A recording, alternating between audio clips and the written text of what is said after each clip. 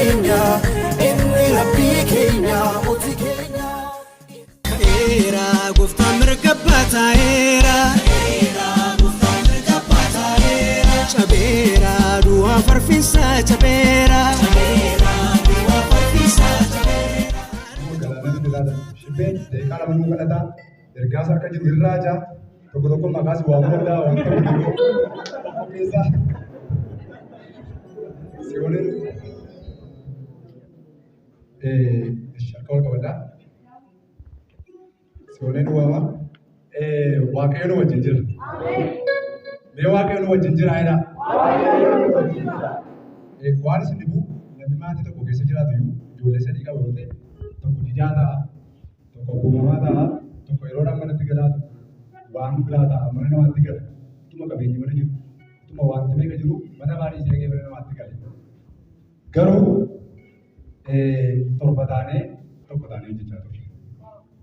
Namatti tolu?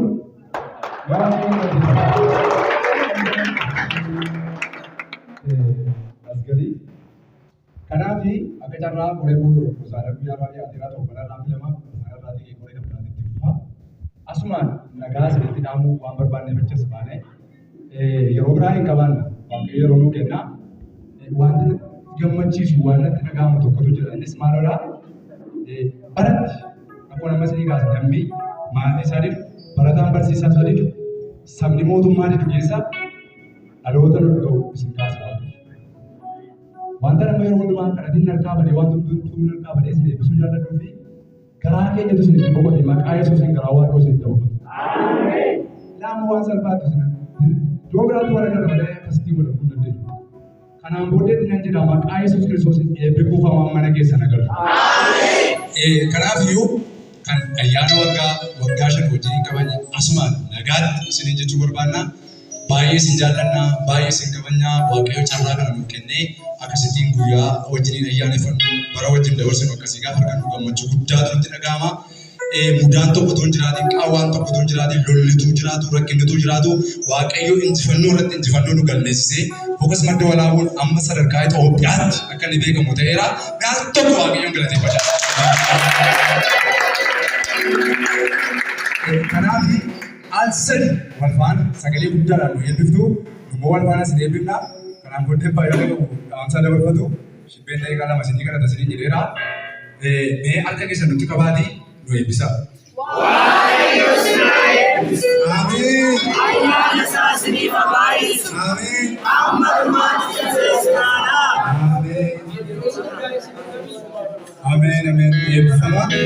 Immoo akkasitti kanneen isin eebbifna. Waaqayyo sinaa eebbisu. Ayyaana isaa isiniif haa baay'isu. Amma dhumaatti sinaa dhaabu. Mootummaa isaatiif sinaa qopheessu. Balbala hojiitti seenaa. Isinirraa haa banamu. Irraa banamee eegas.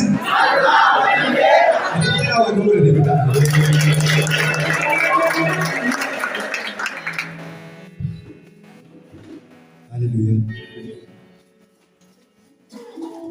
After kucarang kasi kan ada kena di mana kita.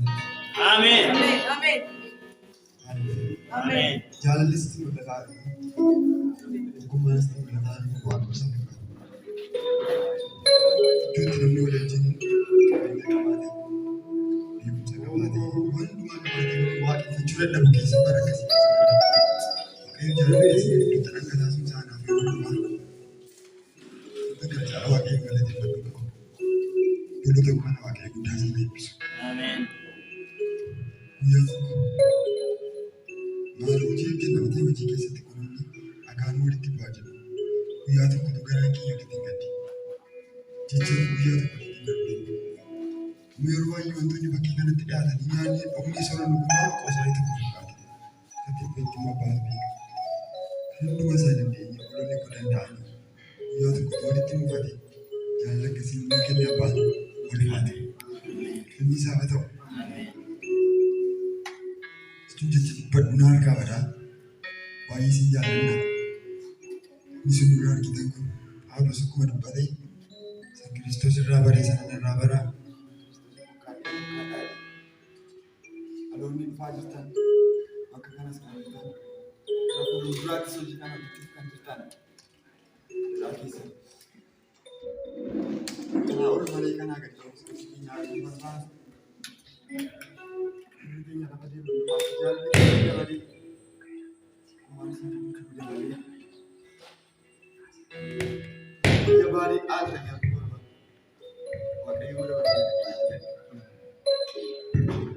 Jawadah Yesus itu.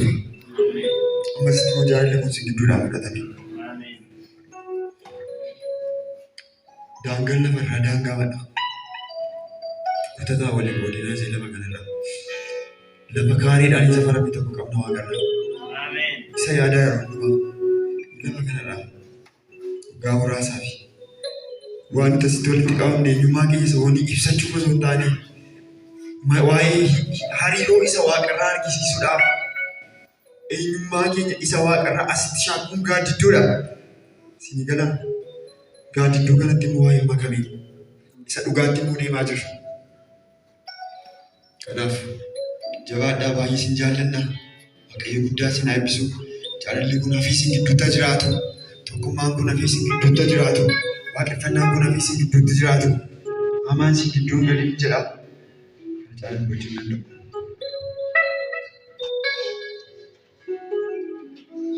Guddaa sin eebbisu.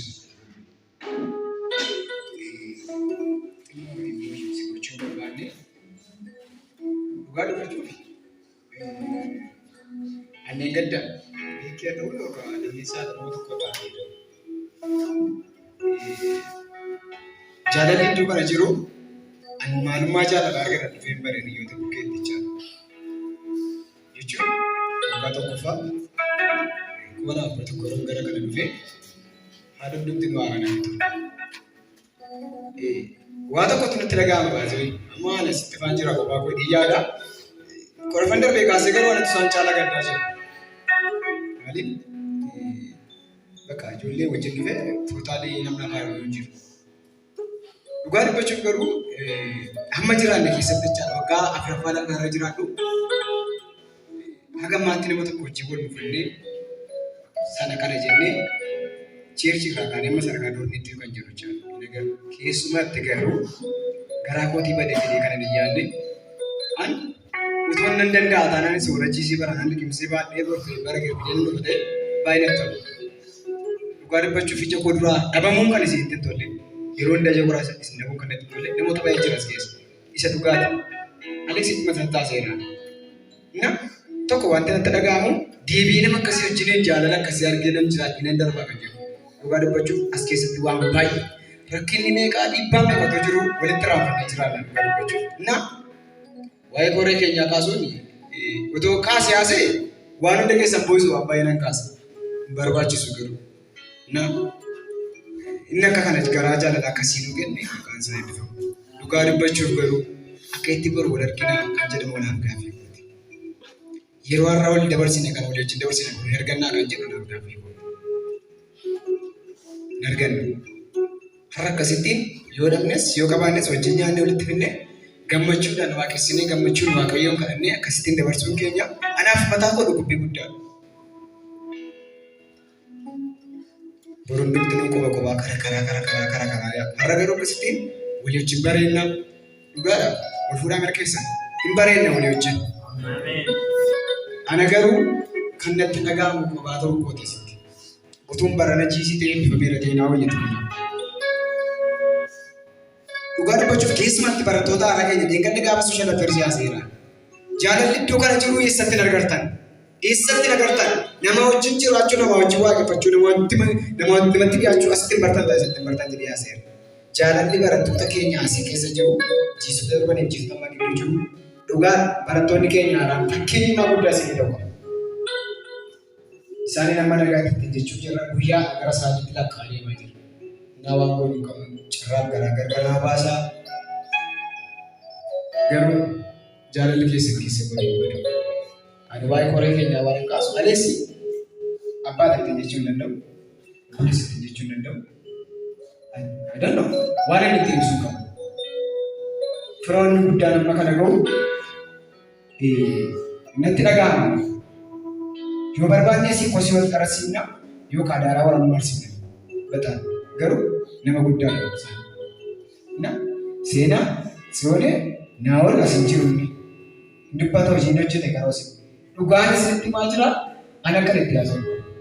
Na isin otoo isaanii jiru keessumatti miseensi fokkasii keenya Waaqayyo bara keessan jireenya keessan eebbisu kan isin jedhu marra kana godhu yoo nuti ittiin jenne namoonni jedhan galagal dhugaa baay'is caallee inni dhugaa hundi keenya isinii gadi naqeedha waan baay'ee nu caaltu garuu isin namoota gurguddaadha beekumsaanis haa ta'u umuriinis haa ta'u barnootaanis haa ta'u ani garuu ishee gootan kana fuula koo duras fuula Waaqayyo duras keessaniitti namoota nuti maal jennee itti dubbanne jennu yoo nuti kana jenne utuu nuti tajaajilnis hojjettu.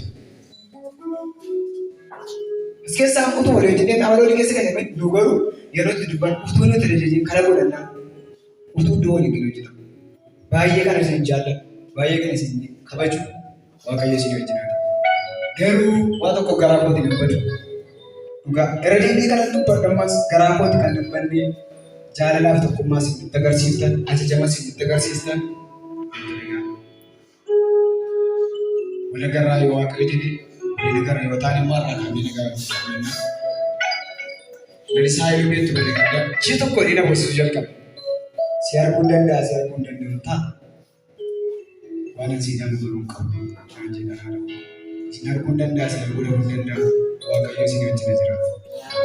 Garuu yeroo nuti tajaajilaanuuf jennu yaaddeetti waan godhuu qabnu isin jaallanna baay'ee an dhuguman isin ta'e dhuguma. Mee baay'ee nama mala waan hin beekne rakkisaa hamma malee isin jaalladha. Namoota keenya waan godhuu qabu. Nagaa isaaniitti ammaasumaan carraan qabanii isin wajjin ayyaana akkasii dabarsuudhaan waaqeffannaa akkasii dabarsuudhaan isinillee baay'ee keessan akkasii dhiqama muraasa garuu isin hin garan.